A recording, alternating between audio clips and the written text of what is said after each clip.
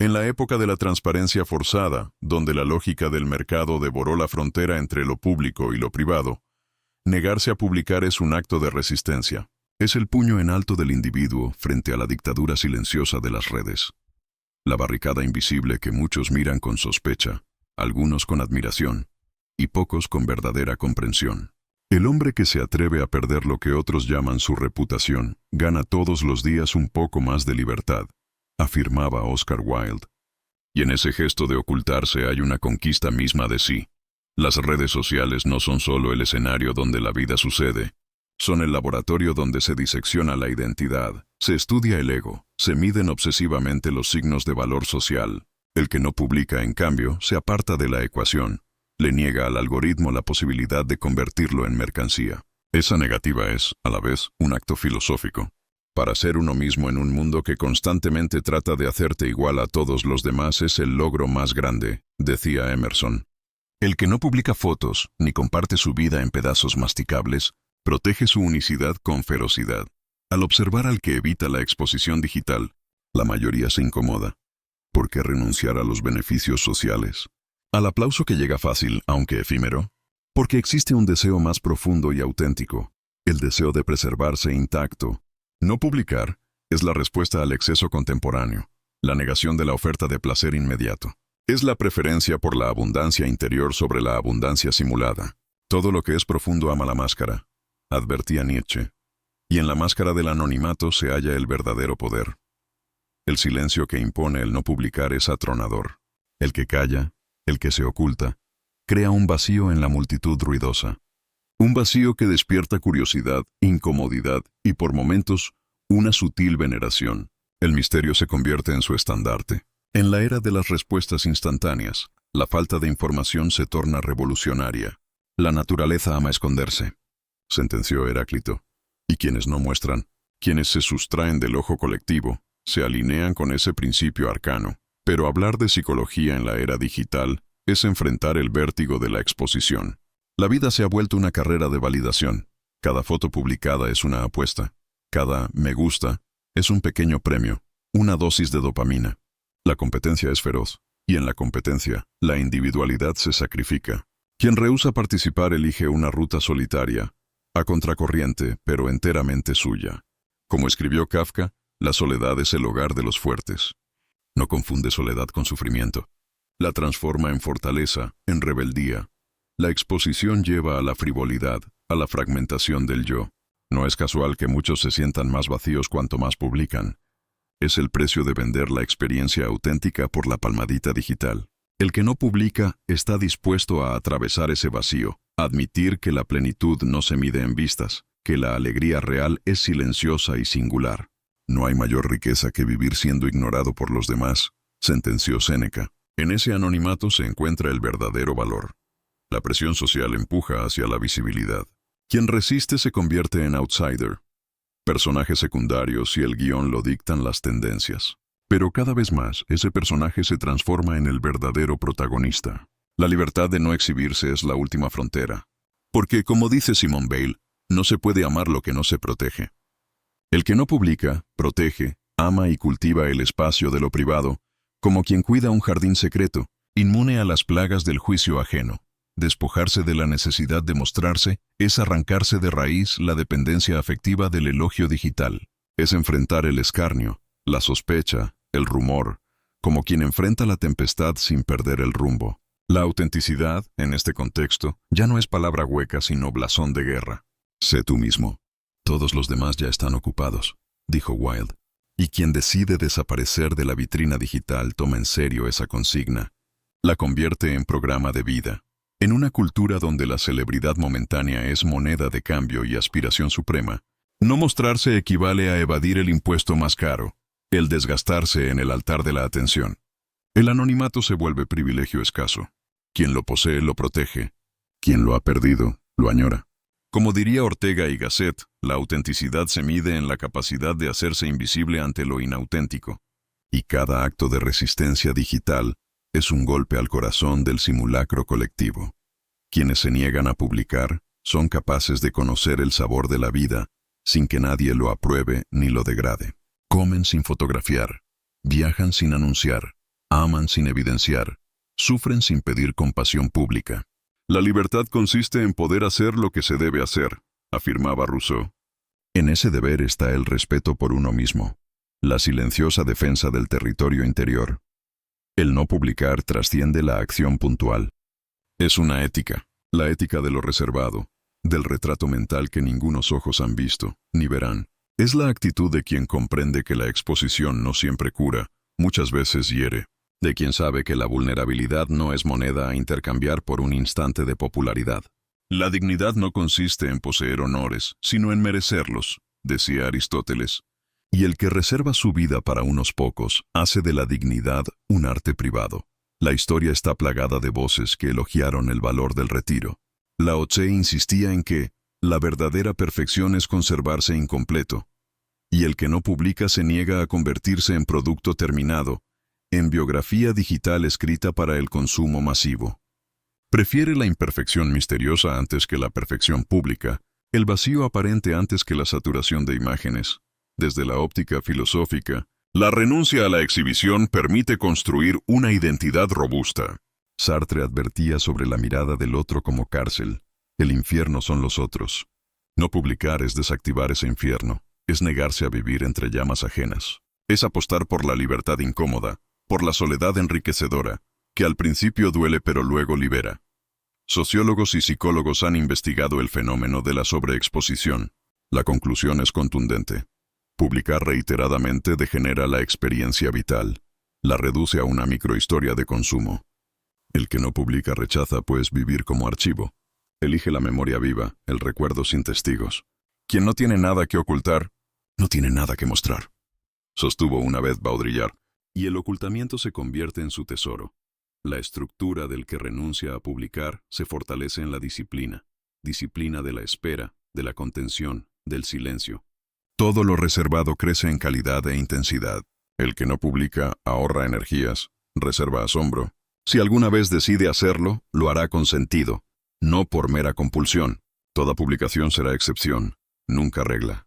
El misterio, entonces, se convierte en armadura. El costo de la reserva, por supuesto, es alto. El que no publica queda fuera de ciertas conversaciones, de ciertos círculos de poder y pertenencia. A menudo es objeto de rumores, de sospechas, de especulación. Pero mejor solo con la verdad que acompañado en la mentira, diría Platón. La verdad, en este caso, es la defensa de la esencia privada ante el bombardeo de expectativas sociales. En la cultura digital, la ausencia es una presencia poderosa. Cada no compartido es un sí a la autonomía, un sí a la perspectiva propia. Quien lo entiende, construye relaciones más sólidas, menos afectadas por la influencia externa. La confianza florece en privado, nunca en público. Como escribía Albert Camus, la libertad no es nada más que una oportunidad para ser mejor. Cada foto que se guarda y no se publica es una oportunidad para ser mejor, para crecer sin testigos, para madurar sin juicio. El arte de no publicar se extiende hasta el lenguaje. El silencio como argumento, la omisión como respuesta. El que sabe callar domina el arte de la espera, de la paciencia, del tiempo. Todo lo que se muestra se desgasta. Lo que se guarda se potencia. Las grandes obras de la humanidad han sido fruto del trabajo silencioso, de la perseverancia oculta. Así, no publicar es también un modo de habitar el tiempo. Es no acelerarlo, no convertirlo en mercancía efímera. Quien publica se atiene a los ritmos ajenos, a la velocidad de la masa. Quien reserva construye su propio reloj. No hay nada más valioso que el tiempo. Es el único bien que no se puede comprar ni recuperar, anotó Napoleón. Cada instante no compartido es capital apreciado, inversión en uno mismo. La experiencia emocional, cuando no se publica, recobra densidad. Los momentos felices se disfrutan verdaderamente porque no se piensan para otro, no se planean para la exhibición. El dolor se transita en paz, sin la presión de explicar o justificar. Mientras más se calla, más se cultiva, afirmaba Goethe. En ese cultivo silencioso florece la vida auténtica, lejos del ruido social. En el gran teatro contemporáneo, la visibilidad es privilegio y condena. Quien la obtiene, rara vez sabe administrarla, suele perderse en el vendaval de la expectativa colectiva. El que la rechaza, en cambio, mantiene su eje, su centro, su propósito. Como diría Simone de Beauvoir, no se nace mujer, se llega a serlo. De igual manera, no se nace reservado, se aprende, se elige, Se cultiva la privacidad como arte superior. Y en este mundo saturado de imágenes, la capacidad de proteger lo esencial es virtud rara. El que no publica fotos es, en verdad, quien mejor las atesora. Toda imagen realmente valiosa vive en la memoria, no en la pantalla. Recuerda que la mejor foto es la que nunca se tomó, diría Henri Cartier-Bresson. Todo instante sin testigos es invulnerable al olvido digital. La privacidad es el último reducto de la libertad. Sin privacidad, no hay autonomía, no hay dignidad. La libertad es la obediencia a la ley que uno mismo se ha prescrito, escribió Rousseau. El que impone su ley en el mundo digital deja de ser esclavo de la aprobación. Se convierte en soberano de su historia. No publicar es, finalmente, un acto estético y ético. Es componer la sinfonía de la existencia con pausas, con silencios, con espacios vacíos que dan sentido al conjunto. Es la negativa a vivir bajo el mandato del espectáculo continuo, la afirmación de que la vida, la verdadera vida, padece cuando se la reduce a demostración. El que se reserva a sí mismo preserva la riqueza interior, se convierte en custodio de su propio misterio. Y si la auténtica revolución fuera aprender a desaparecer de las métricas, de los cargos públicos, del escrutinio ajeno, para reaparecer cuando el mundo interior esté listo. Todo lo que es visible puede ser visto, pero lo invisible es lo que nunca será atrapado, reflexionó Rilke. El que no publica es dueño de lo invisible, es el guardián de lo esencial. La ausencia deliberada en el escenario digital es la trinchera invisible desde la que el individuo defiende su soberanía. En un mundo donde cada instante se documenta, donde los recuerdos se construyen para otros, quien calla, quien se sustrae del ojo público, ejecuta una protesta. El valor de un hombre no reside en lo que muestra, sino en lo que guarda, dejó escrito Marco Aurelio. Y quienes lo practican, conocen el peso de cada silencio. El hombre contemporáneo ha internalizado el mandato de publicarse, contar, exhibir, entretener. La intimidad dejó de ser refugio. Ahora es capital social, mercancía de cambio. La paradoja brutal es que cuanto más se expone, menos auténtico resulta el ser. La multitud nunca tiene razón, advertía Voltaire. En esa advertencia vive el que renuncia a mostrar su rostro. Elige la soledad y recupera la posibilidad de ser sin cortapisas. La decisión de no compartir imágenes propias es el mayor gesto de autocuidado posible en la era digital. El anonimato es visto por algunos como una carencia, pero quienes eligen esa ruta descubren que lo no visto florece en riqueza. La única forma de lidiar con un mundo sin libertad es llegar a ser tan absolutamente libre que tu propia existencia es un acto de rebeldía. Predicaba Camus. El acto de no publicar se convierte en afirmación radical, en ritual sagrado de resguardo. El silencio digital no es apatía, es estrategia. Quien observa sin mostrarse toma el pulso de la realidad con altura. Evita la fragmentación propia, la dispersión de significado. El sabio no dice todo lo que piensa, pero siempre piensa todo lo que dice, dictaba Aristóteles. La prudencia es virtud.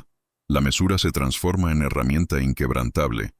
El que no se expone salva su memoria de la tiranía del archivo. No necesita certificar sus vivencias para validarlas. Las historias se transmiten en confidencia, se revelan en conversación íntima, adquieren el verdadero matiz humano fuera de las estadísticas invisibles que gobiernan el flujo digital. Hay más conocimiento en la pregunta que en la respuesta, sentenció Nietzsche. Y en la pregunta que produce el misterio, hay una riqueza que la respuesta pública jamás igualará. La fortaleza de los reservados reside en saber que el goce no se mide, se vive. Todo placer que requiere testigos es, de algún modo, escaso. El placer solitario, el de la experiencia íntima, es abundante e irreemplazable. Cioran escribió: el problema del hombre es la cantidad de prójimos que soporta. No publicar es elegir a quién mostrar la propia fragilidad. La exposición alimenta la ansiedad y erosiona la paz. La verdadera soledad es vivir entre todos aquellos que te llaman amigo, decía Hemingway. En el retiro digital, la palabra recupera peso y el silencio se vuelve respeto. Quien decide no usar su imagen como bandera asume un costo que se transforma en ganancia. Cada instante protegido de la mirada ajena reconstruye lo auténtico.